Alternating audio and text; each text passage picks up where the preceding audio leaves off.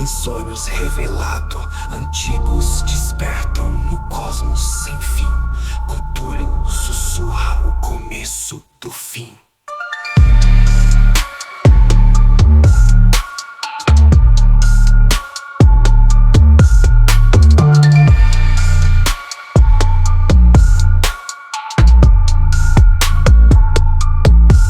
Nyarlathotep guia entre véus e ilusão. Yogin Sothoth é a chave e o portão. Rituais ancestrais, energias. E aí, pessoal? Beleza. Hoje a gente vai mergulhar no Necronomicon. Sim, aquele.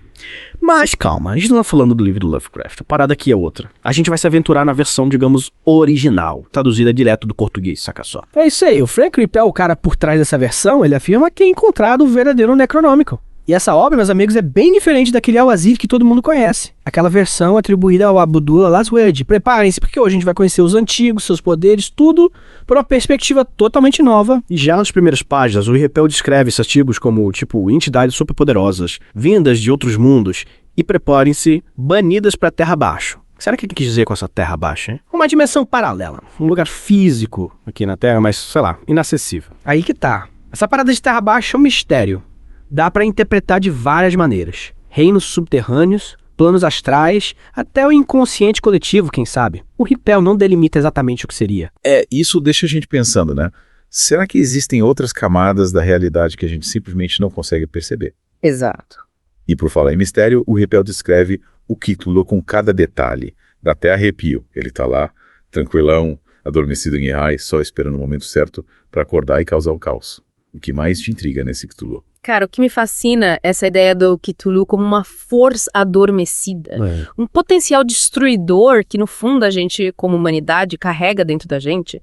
É uma metáfora poderosa, né? Verdade. É como se o Ripel estivesse nos alertando para os perigos do nosso lado obscuro.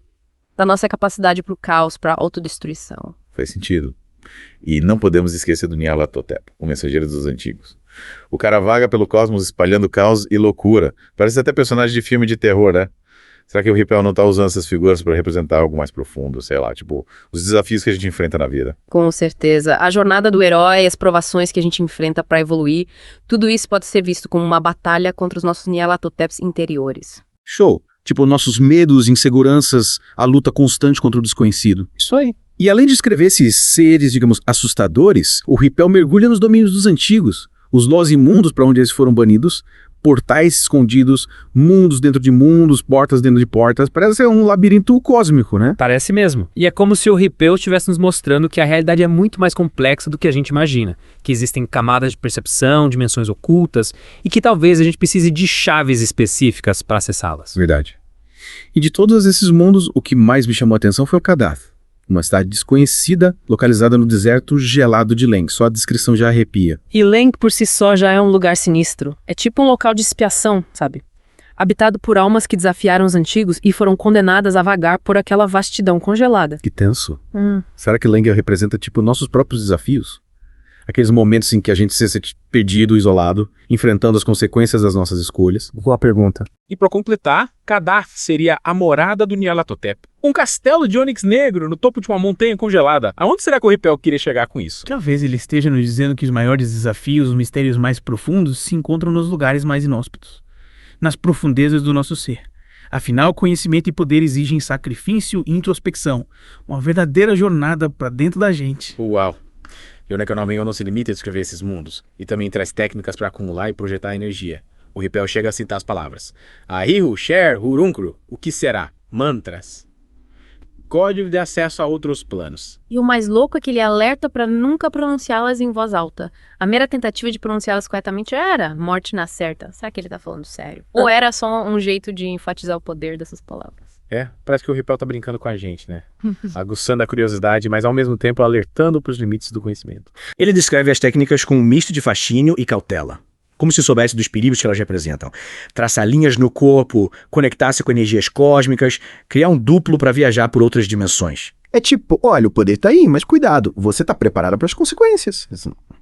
A busca pelo conhecimento oculto exige responsabilidade, discernimento, acima de tudo, respeito pelas forças com que a gente está lidando.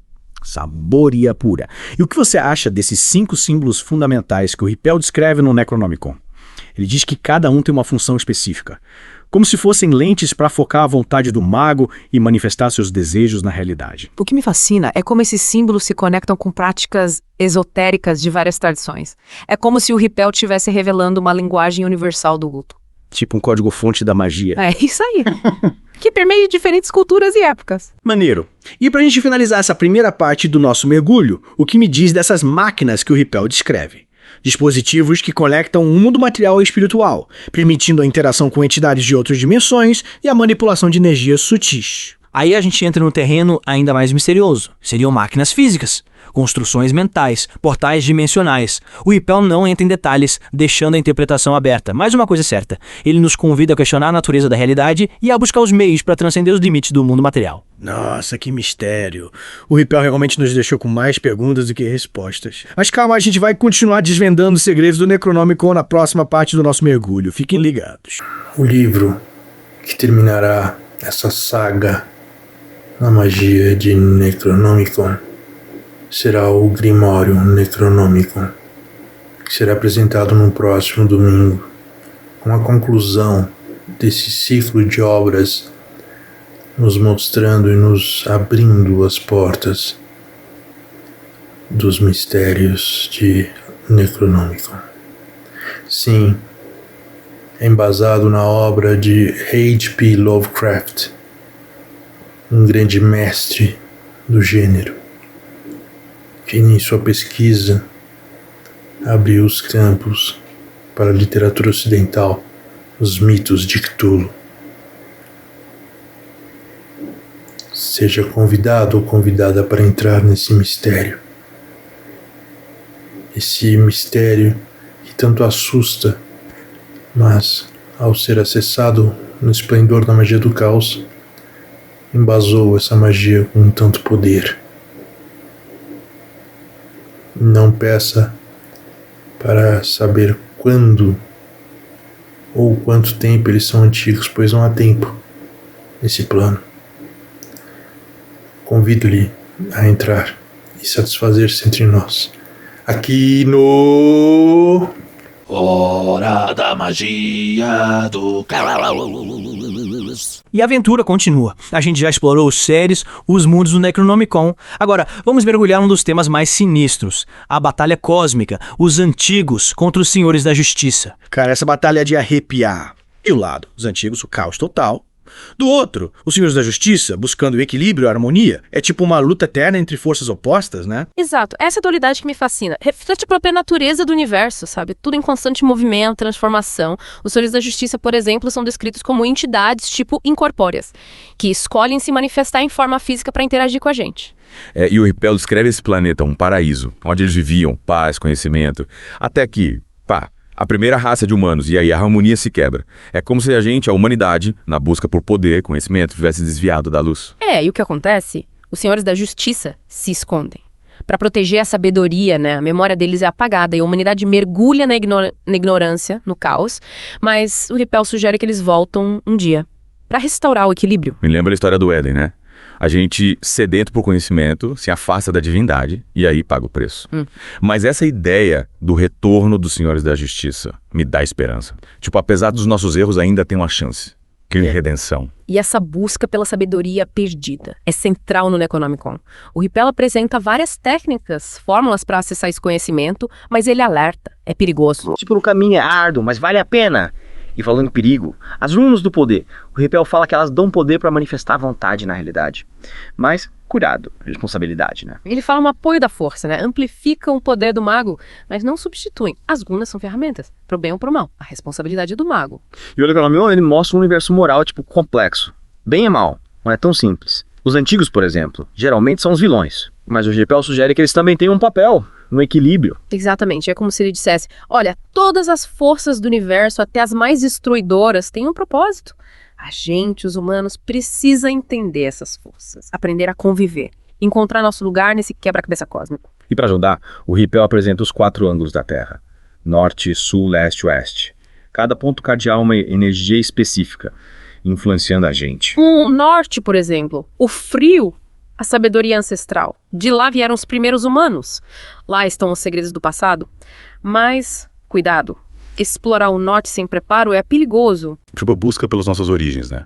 Mas a jornada é difícil, exige coragem, resiliência, sabedoria. Já o leste, a luz, a esperança, de lá virá o chamado, que vai despertar os deuses, trazer a renovação. Mas o Ripel avisa, a renovação vem com destruição. O leste me parece tipo o renascimento, superar os limites. Mas para isso a gente tem que abrir mão do que a gente conhece, enfrentar o caos, por a nova ordem surgir. O sul, por sua vez, é o calor, a potência, a energia vital, que nutre a vida. Mas cuidado, se expor ao calor do sul sem proteção é perigoso. Vitalidade, força bruta, energia primordial, mas cuidado para não se perder, na busca pelo poder. E por fim, o oeste, a morte, a desolação. Para lá as almas vão, os mistérios da vida e da morte se misturam. Mas o pé mostra que o oeste não é só trevas, é também purificação, renovação. Mistério, transição, fim e começo juntos. A morte não é o fim, é uma etapa, um ciclo infinito de transformação. Essa visão do universo é fascinante, tudo conectado. Opostos se completam, a jornada da alma, uma dança, luz e sombra, vida e morte, caos e ordem. Os 4 pontos cardeais, um mapa, um guia para os mistérios da vida. E aí, qual o próximo ponto da nossa expedição? Agora, a gente vai desvendar os mistérios de Dagon, uma figura central no Necronomicon. Ele tem um papel crucial na história da humanidade, uma história de arrepiar. Dagon, aquele deus peixe dos filmes de terror, sempre achei ele meio assustador. Ele é frequentemente retratado como um monstro, mas no Necronomicon, Dagon é muito mais que isso. O Ripel descreve ele como uma entidade de grande sabedoria, poder. Ele governa os oceanos e tudo que vive nele, ele guiou os primeiros humanos, sabe? Transmitiu conhecimento, ensinamentos. Sério, tipo um mentor da humanidade. Mas e aí?